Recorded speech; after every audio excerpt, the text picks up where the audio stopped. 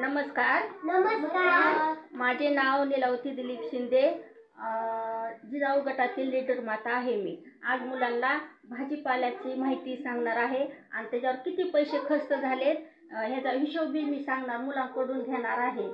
तर मला तुम्ही काही प्रत्येक भाज्यांचे नाव सांगायचं. ही काय आहे? मेथीची भाजी. आणि हे काय आहे? मिरच्या. हे कांदा.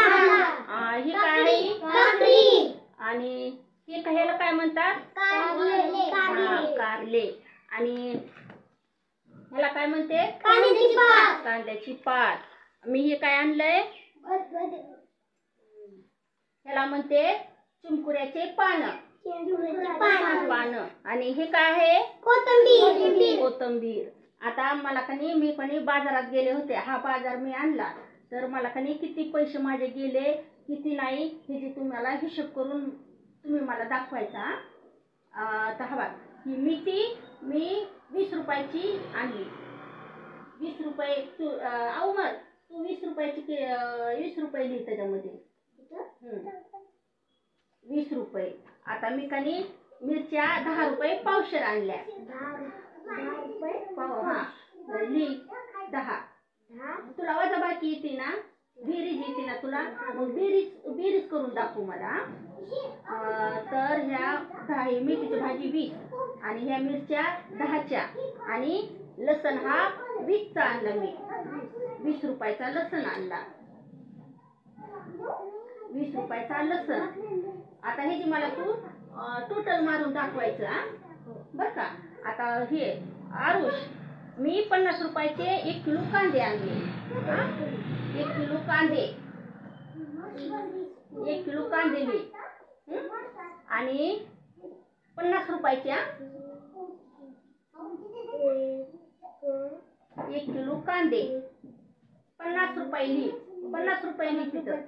1 किलो कांदे 50 रुपयाचे. आणि वांगे 10 रुपयाचे पावशेर. पावशेर 10 रुपयाचे पावशेर. हा. आणि काकडी आणली मी 20 रुपये किलोने. काकडी 20 रुपये. काकडी. तर हे देवांश तू दशक एकक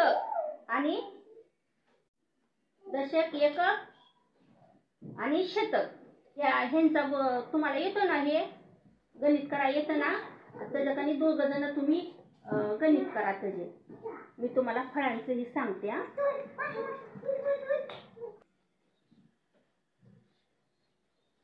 हा लिहिले का? आता कारले हे मी 20 रुपये पावशेरने आणले. 20 रुपये पावशेर लिहिले का? कारले 20 रुपये लिहिले का? हा. श्रावणी 20 रुपये लिहे. 20. कारले अक्षर लिहू नका, फक्त संख्या लिहा. कारले 20 रुपये. आणि ही कांद्याची पात मी 15 रुपये पावशेरने आणली. तर 15 रुपये लिहा तिथं. आणि भेंडी ही 15 रुपये पावशेरने आणली. त्या 3 संख्या झाल्या का? 15 रुपये लिहि तिथं. दुबाईचं नाव काय? योगेश्वरी. मी 10 रुपयाची 2 मेथीच्या जुड्या आणल्या. 10 रुपये लिहि. 10 रुपये. आणि चिमकुऱ्याची पानं मी 10 रुपयाची आणली. आणि अद्रक आणली ही 10 रुपये. हा 10 रुपये. तर सगळे मिळून गणित करा बरं. किती झाले? तुझ्याकडे किती पैसे आले? 3 वस्तूचे पैसे किती होते? तर सर्वजणांचं गणित बरोबर आलं पाहिजे. मी बाजारात गेले होते, माझे पैसे किती गेले मला काहीच कळना गेले. तर त्याचा हिशोब करायचा, सर्व संख्या मोजायची आणि ती उत्तर त्याचं खाली सांगायचं. मग मला कळन की माझे 500 रुपयातून माझे महागारी किती पैसे गेले, किती मला परत आले.